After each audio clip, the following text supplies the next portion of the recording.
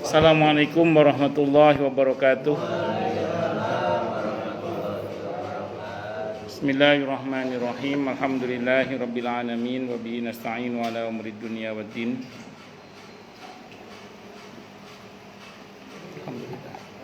Salatu wassalamu ala asyrafil anbiya'i wal mursalin Sayyidina wa habibina wa syafi'ina wa qurrati a'yunina wa maulana Muhammadin wa ala alihi wa ashabihi wa dzurriyyatihi ajma'in, amma ba'd. Asyhadu an la ilaha illallah wa asyhadu anna Muhammadar Rasulullah wa ufawwidhu amri ilallah innallaha basirum bil ibad. Hasbiyallahu la ilaha illa huwa alaihi tawakkaltu wa huwa rabbul arsyil azim. Qala Allah ta'ala fi kitabihil karim hikayatan an nabiyillahi Musa alaihi salam, Rabbi shrah li sadri wa yassir li amri wahlul 'uqdatam min lisani yafqahu qawli. Para alim, para asatid, para asatidah, para bapak dan ibu sekalian, hafizani wa hafizakumullah, bil khusus segenap pengurus Majelis Ta'lim Sabilul Muhtadin, yang semoga pengurusnya dan jamaahnya selalu dalam naungan rahmat, barokah, perlindungan serta bimbingan Allah Subhanahu wa ta'ala. Amin, Allahumma amin, insyaallah. Dan tentu saya doakan, kita berdoa kepada Allah Subhanahu wa ta'ala, Allahumma inna nas'aluka ilman nafi'a wa rizqan tayyiba wa amalan mutaqabbala wa fatahallahu lana futuhal arifin. Allahumma inna na'udzubika min ilmin la yanfa' wa amalin la yurfa' wa qalbin la yakhsha' wa du'a la yusma'. Allahumma ati anfusana taqwaha wa zakkiha anta khairu man zakkaha anta waliyuha wa maulaha. Amin, Allahumma amin, insyaallah.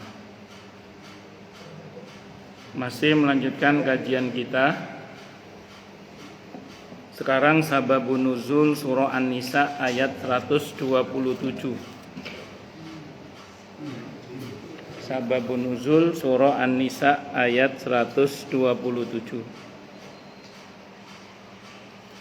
A'udzu billahi samii'il 'aliim minasy syaithaanir rajiim.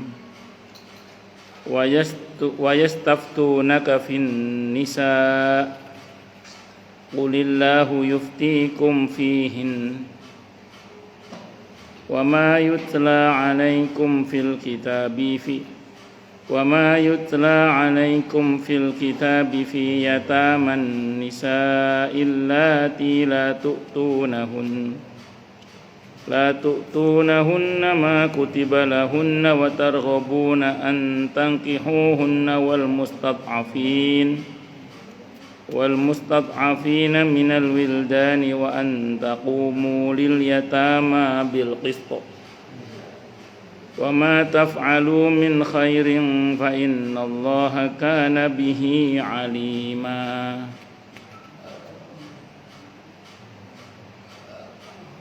ويستفتونك في النساء, dan mereka minta fatwa kepadamu tentang para wanita. Sebelum diutusnya Nabi kita Muhammad SAW, wanita bukan hanya tidak dapat warisan, bahkan mereka bisa diwariskan seperti barang. Jadi nggak dapat warisan, bahkan mereka bisa diwariskan seperti barang. Makanya mereka ini, begitu Islam datang, diangkat derajatnya kaum wanita ini oleh Nabi kita Muhammad SAW atas perintah Allah, diangkat derajatnya dari -1 ke +1. Jadi wanita itu diangkat derajatnya oleh Islam itu dari -1 ke +1. Bukan dari 0 ke 1, bukan, dari -1 ke +1. Kenapa? Karena tadinya wanita bukan hanya tidak dapat warisan, bahkan bisa diwariskan seperti barang. Begitu Islam datang diangkat derajatnya dari -1 ke +1. Jadi sangat radikal sekali Islam itu mengangkat derajat kaum wanita itu. Makanya orang yang menuntut kesetaraan gender kalau dikaitkan dengan Islam itu kurang ngajinya itu. Justru Islam itu mengangkat derajat kaum wanita itu dari -1 ke +1. Dan di dalam Islam itu wanita-wanita yang berperan aktif dalam peperangan dan politik Islam itu banyak. Para istri Nabi diantaranya Siti Aisyah radhiyallahu anha, Ummu Salamah radhiyallahu anha, Hafsah radhiyallahu anha. Itu terlibat aktif dalam politik bahkan peperangan. Termasuk beberapa sahabiah yang lain nanti. Termasuk istri Nabi namanya Zainab, itu terlibat juga itu. Dan masih banyak lagi yang lain-lain. Sehingga ada buku judulnya itu para sahabat wanita yang terlibat dalam perang-perangnya Rasulullah Muhammad sallallahu alaihi wasallam. Jadi perempuan tapi pendekar. Sampai ada ulama yang mengatakan, oleh Kiai As'ad Samsul Arifin Situbondo itu mengatakan, tidak ada sahabatnya Nabi yang bukan pendekar, itu tidak ada, semuanya pendekar. Maksudnya ya pejuang semua gitu maksudnya. Termasuk para wanitanya. Membot, tapi gak takut mati jalan yang benar maksudnya, bukan di jalan yang ngawur. Nek ngawur saridin ya iso. Jadi singkat kata singkat cerita, ini penting untuk dipahami. Bukan apa-apa karena banyak orang yang mungkin karena kurang belajar atau tidak mau belajar tentang Islam dengan secara menyeluruh, akhirnya seolah-olah menuduh Islam itu dalam tanda kutip ya, mengebiri kaum wanita, padahal tidak demikian adanya. Bahwa kemudian wanita itu diberi porsi dan peran sesuai dengan fitrahnya, itu Islam memang. Karenanya yang berbeda, yang beda tidak boleh dipaksa sama, tapi yang sama juga jangan dipaksa beda. Dalam Islam itu memang ada hak-hak yang dibedakan, karena juga ada kewajiban-kewajiban yang dibedakan, karena itu khasnya wanita. Karena memang itu khasnya wanita, dan ada memang khasnya laki-laki. Dan nanti juga berkaitan ada hal-hal yang laki perempuan bisa di situ. Nah, makanya ini nanti pada yang berbeda tidak usah dipaksa sama, pada yang sama juga jangan dipaksa beda. Ada porsinya masing-masing. Allahu Akbar.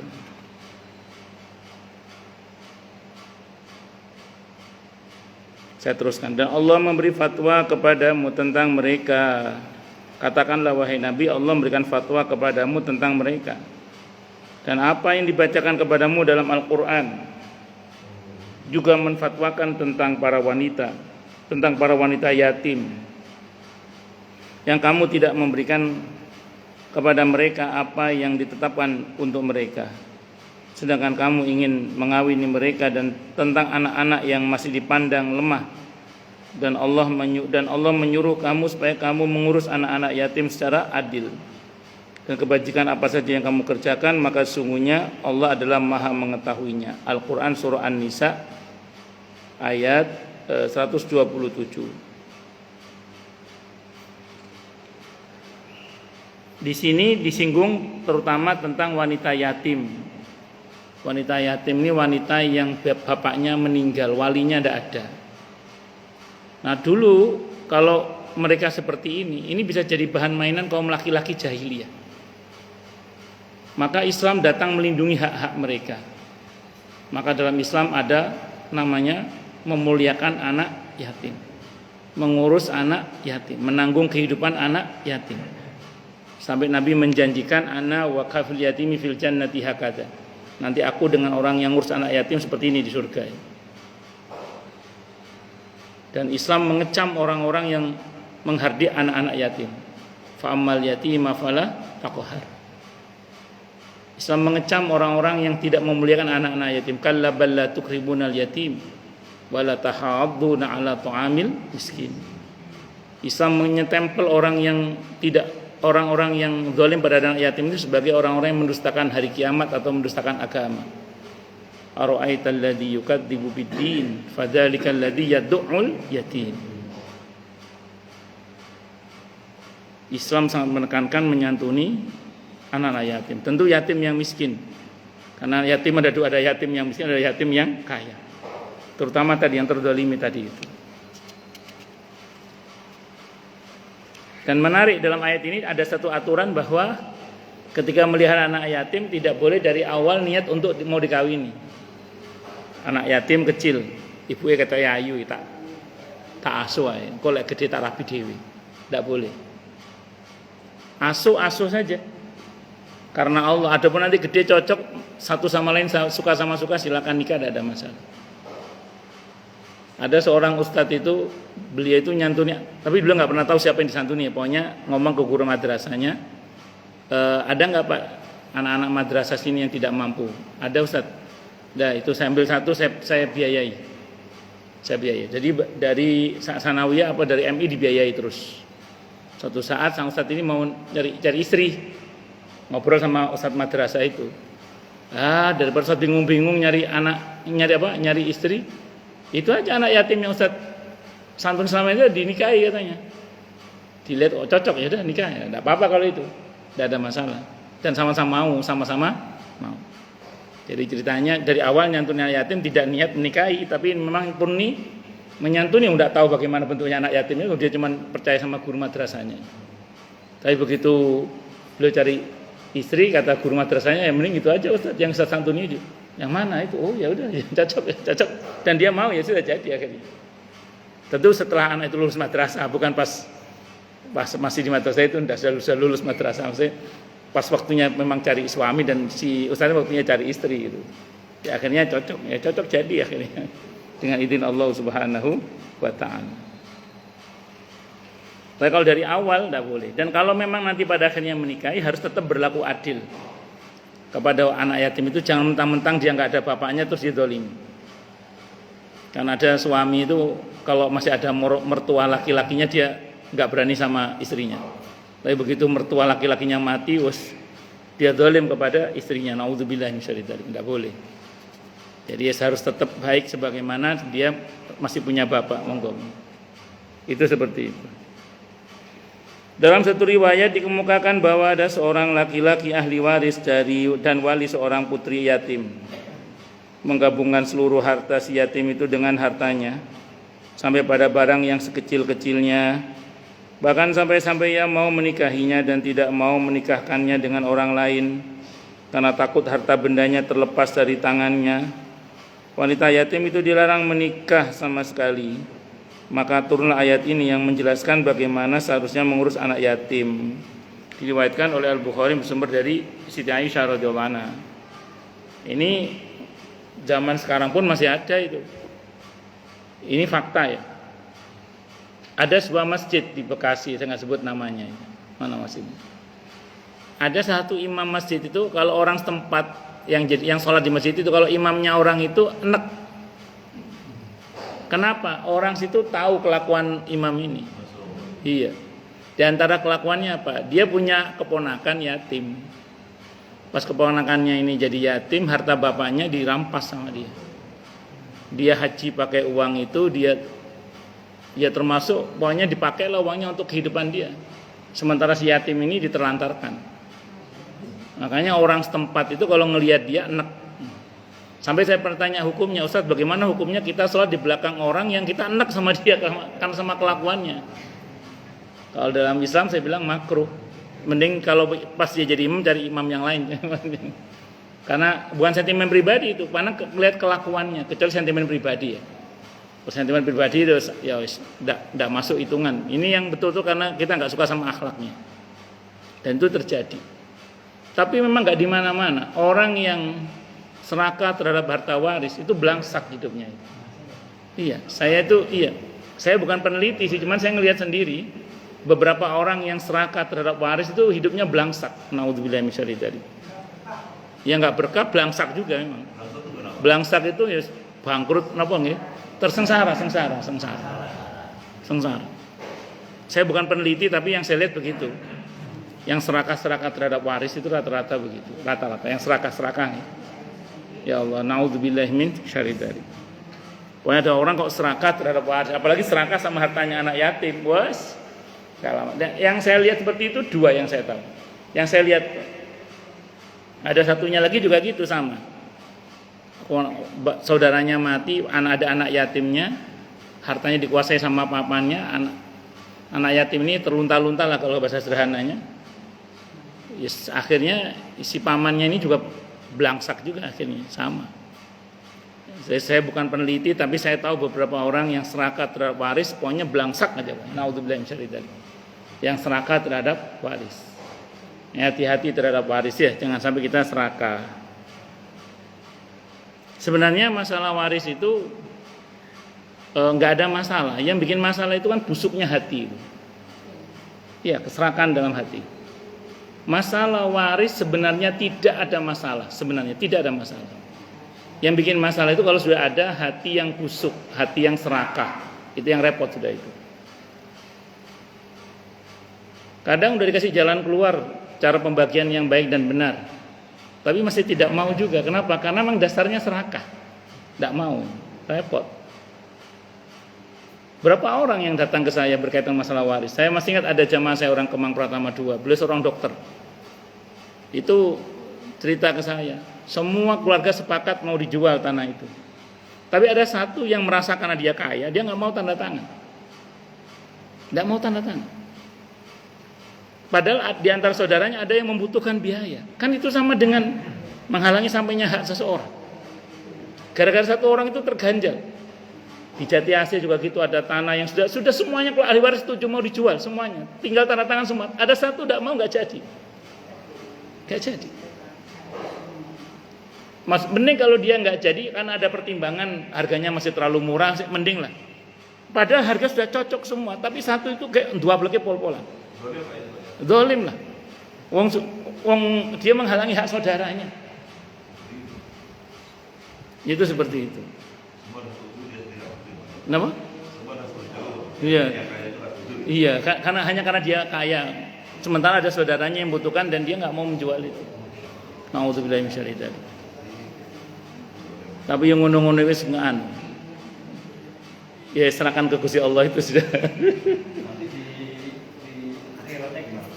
Wallahu a'lam bishawab. Kadang ini yang pernah saya lihat tapi tidak semuanya begitu ya. Tapi yang saya lihat kadang di level saudara kandung itu tidak ada masalah. Masalah itu di ipar kadang. Paham mboten? Provokatornya napa? Ipar kadang. Buatan di sini tempat lain. Kadang intern keluarga inti tidak ada masalah, ning ipare sing bermasalah. Pokoknya yang saya tahu, saya ulang ya, masalah waris itu sebenarnya tidak ada masalah. Yang jadi masalah itu busuknya hati. Busuknya hati, ambisi hati, keserakahan itu.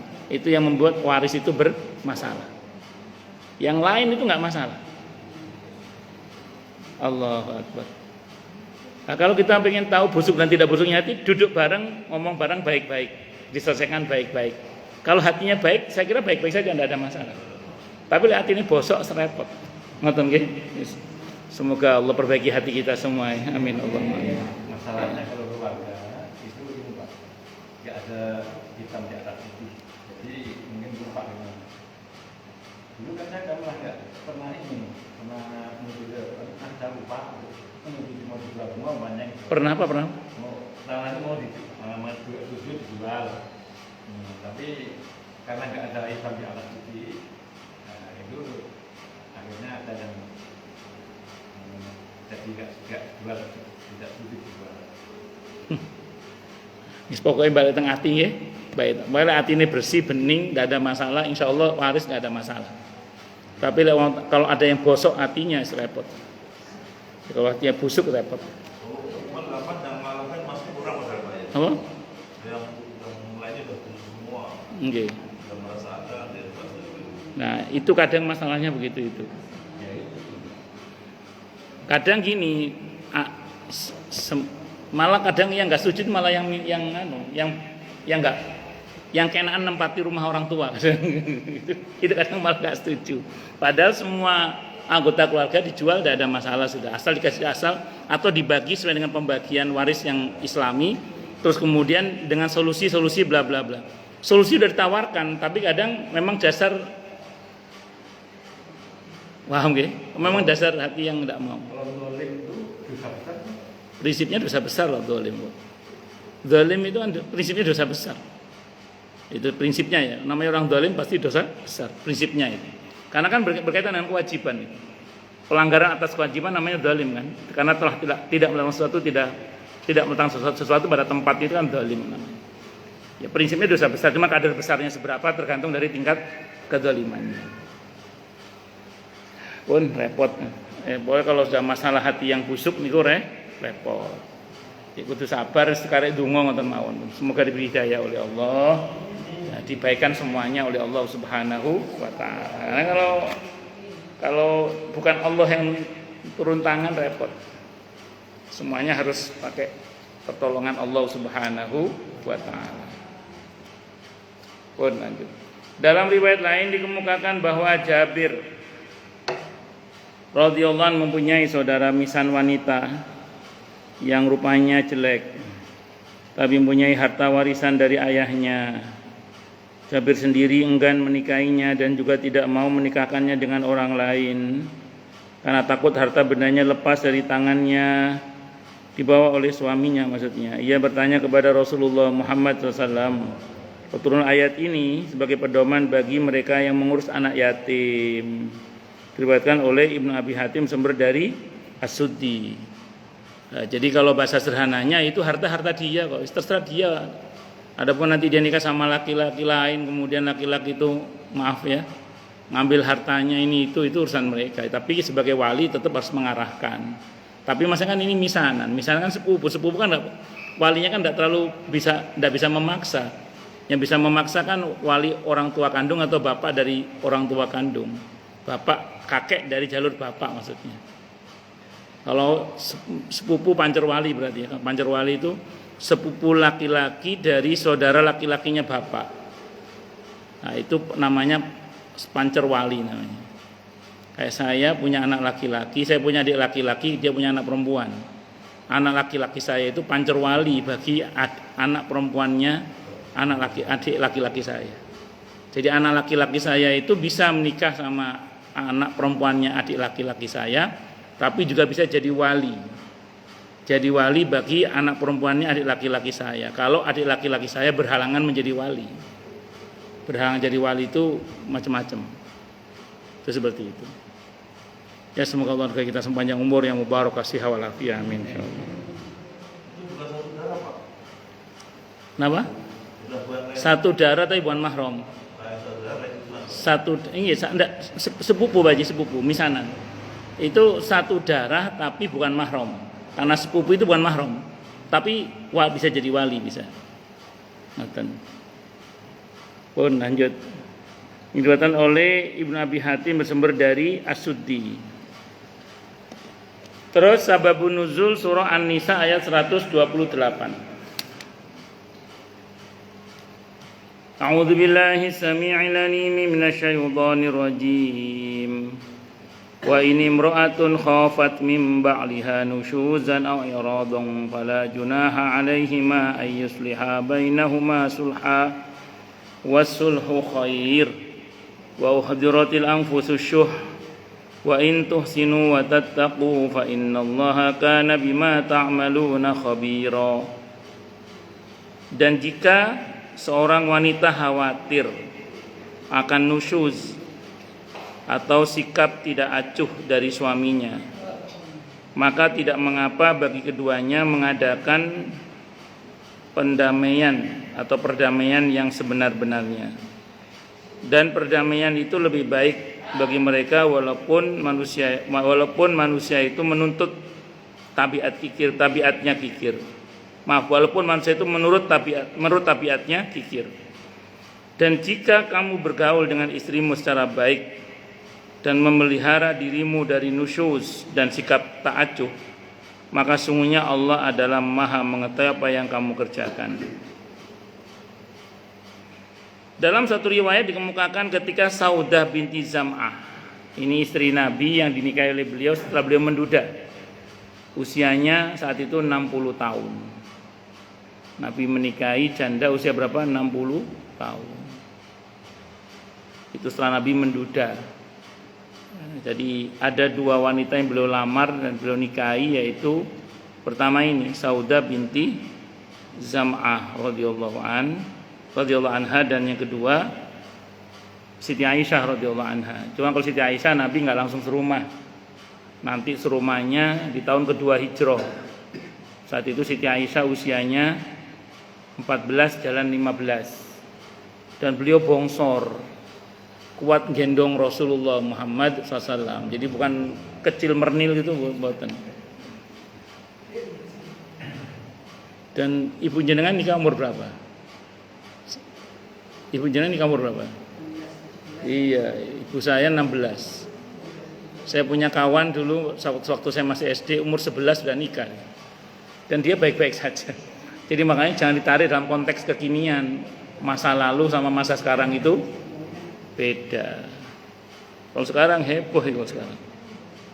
Kemarin yang umur 17 saja heboh, padahal 17 itu.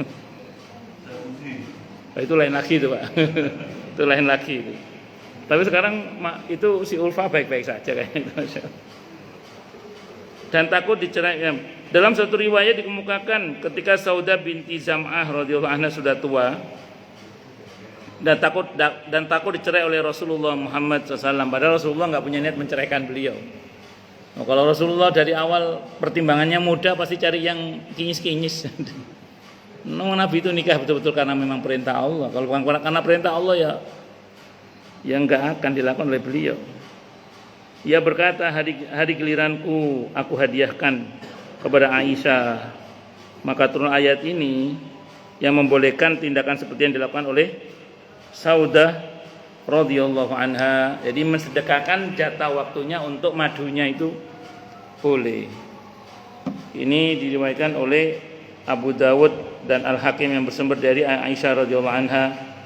Hadis seperti ini diriwayatkan pula oleh At-Tirmidzi yang bersumber dari Ibnu Abbas radhiyallahu anhuma. Allahu Akbar. Dalam riwayat yang lain dikemukakan bahwa istri Rafi' bin Khadij, yaitu putri Muhammad bin Muslimah, kurang disayangi oleh suaminya karena tua atau hal lain, sehingga ia khawatir akan diceraikan. Berkatalah si istri, janganlah kau menceraikan aku dan kau boleh datang sekehendak hatimu. Maka Allah memberikan ayat ini sebagai anjuran kepada kedua belah pihak untuk mengadakan persesuaian dalam berumah tangga. Diriwayatkan oleh Sa'id bin Mansur yang bersumber dari Sa'id Ibn Musayyab. Sa'id Ibn Musayyib, riwayat ini mempunyai syahid penguat yang mausul yang dikumpulkan oleh Al-Hakim dari Ibnu Musayyib, bersumber dari Rafi' bin Khadij. Ada sebagian wanita itu karena dia mau diceraikan oleh suaminya, dia berkata ke suaminya begini, udah sampean terserah mau berbuat apa saja, maksudnya terkait dengan hak-hak saya, yang penting satu, jangan ceraikan saya. Ayat ini membenarkan hal itu boleh. Ini saya ngomong hukum ya. Ya tentu ini praktek yang tidak baik dari pihak laki-laki, yang enggak baik maksudnya. Ya mosoknya wong wedok ngono. Karena dalam Islam itu kan seorang suami wajib berbuat baik kepada istrinya.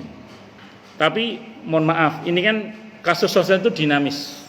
Kasus sosial itu apa? Dinamis.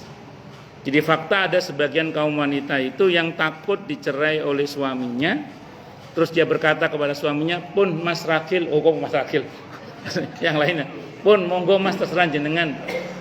Terkait dengan hak saya terserah. Mau sampean belanjani gak sampean belanjani, sampean entuk gak sampean entuk, terserah sampean. Pokoknya yang penting satu Mas, jangan ceraikan saya." Saya masih ingat itu. Ada jamaah, saya nggak sebut namanya ya. Bukan orang sini, orang Pondok Kopi sana. Saat itu suaminya itu kecantol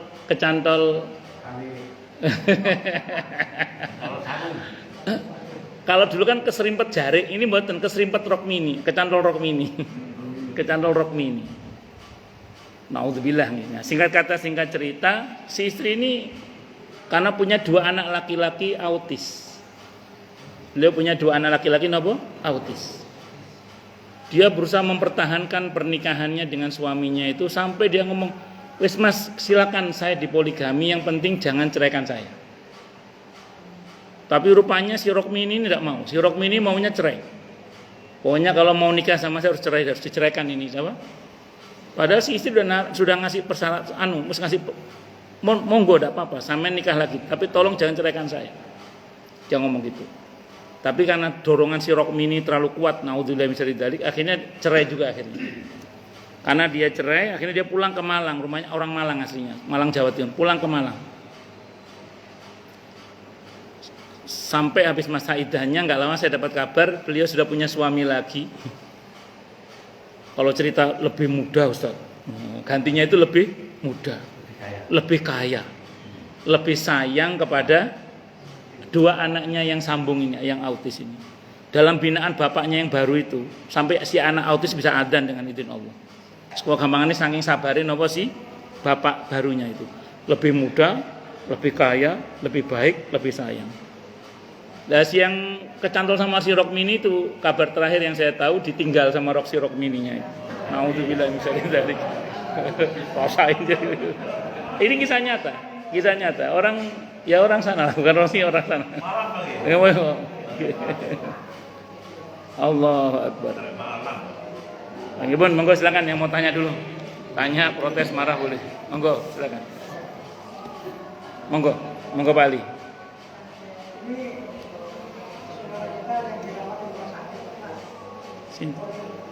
Sinten? Pak Srianto. Oh, Pak Tri yang ini. Oh. Ya Allah, sakit apa? Ya Allah. Kita bacakan suratul Fatihah untuk Pak Trianto nggih. Semoga lekas pulih kembali, sihat walafiat kembali, panjang umur yang mubarakah. Syafahullah syifan ajilan la ba'sa tahurun la yughadiru saqaman. Allahumma shfi Bapak Trianto, Allahumma shfi Bapak Trianto, Allahumma shfi Bapak Trianto. Al-Fatihah. A'udzubillahi minasyaitonirrajim. Bismillahirrahmanirrahim. Alhamdulillahirabbil alamin arrahmanirrahim maliki yaumiddin. Iyyaka na'budu wa iyyaka nasta'in. Ihdinas siratal mustaqim. Siratal ladzina an'amta 'alaihim ghairil maghdubi 'alaihim waladdallin. Amin. Nggih, monggo yang lain silakan kalau ada. Nggih, monggo. Cekap. Saya itu cekap nggih. Nggih, matur nuwun. Kita tutup dengan hamdalah. Alhamdulillahirabbil alamin. Semoga kajian kita bisa bermanfaat, mubarakah di dini wa dunya wal akhirah untuk kita, keluarga kita dan seluruh umat Islam semuanya, dan mudah-mudahan kita semua dijadikan oleh Allah sebagai orang-orang yang sukses dunia akhirat, selamat dunia akhirat, bahagia dunia akhirat, dan dipermudah setiap urusan kita oleh Allah di dini wa dunya wal akhirah. Semoga Allah limpahkan hidayah selalu untuk kita, semoga Allah tingkatkan selalu hidayah untuk kita, dan semoga Allah berikan hidayah untuk siapapun yang melihat kita. Subhanakallahumma bihamdika asyhadu an la ilaha illa anta astaghfiruka wa atubu ilaik. Sallallahu alaihi Muhammad wa ala alihi wasallam. Saya mohon maaf. Wassalamualaikum warahmatullahi wabarakatuh.